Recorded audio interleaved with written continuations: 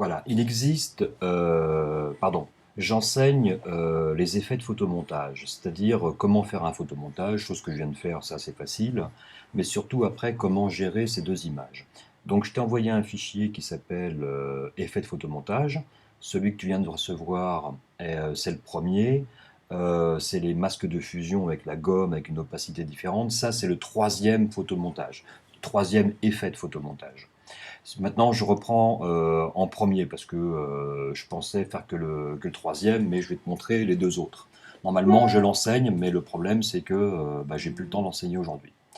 Donc là, j'ai mon photomontage. Premier effet de photomontage, je vais tout simplement changer l'opacité de mon calque. Ok. Donc là, on peut très bien, là sans masque de fusion, avoir un effet de photomontage entre un paysage et un personnage ou autre, bien sûr, hein, bien sûr. Donc là, le premier effet de photomontage, c'est par l'opacité des calques. Ok.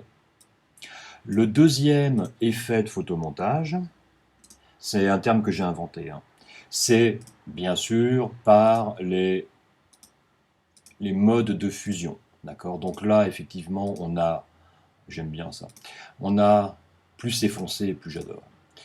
Voilà, c'est mon côté sombre.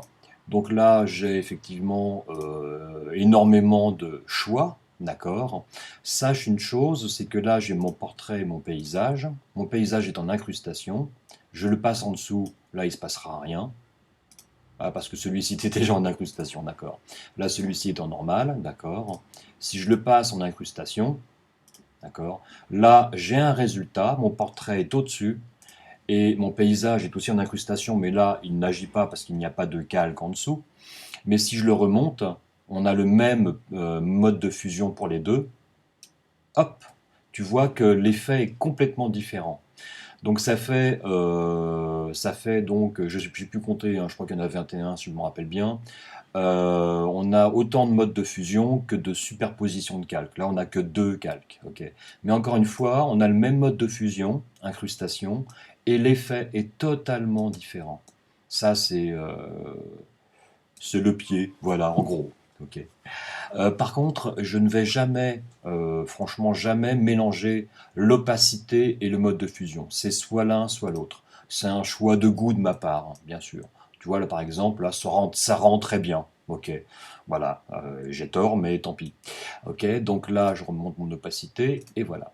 Le troisième effet de photomontage, je te l'ai envoyé, c'est de créer un masque de fusion avec la gomme. Je reprends comme ça, au moins, tout va bien.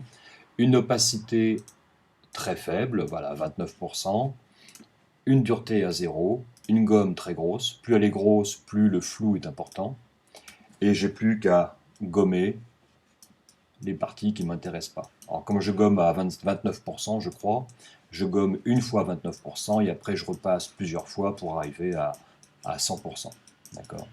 Bien sûr, avec X, je rajoute de la matière via mon masque de fusion, où là je peux délaver un tout petit peu. Voilà. Donc je pourrais très bien, entre parenthèses, donner l'effet du paysage sur le côté écaille de la robe. D'accord.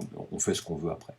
Donc là, sur cette vidéo, tu as les trois types d'effets de photomontage que j'enseigne et qui sont marqués normalement dans les cahiers. Et comme ça, au moins, tu auras une vidéo. Voilà, je crois que c'est tout pour le moment en tout cas. Ok. Je te fais un gros bisou.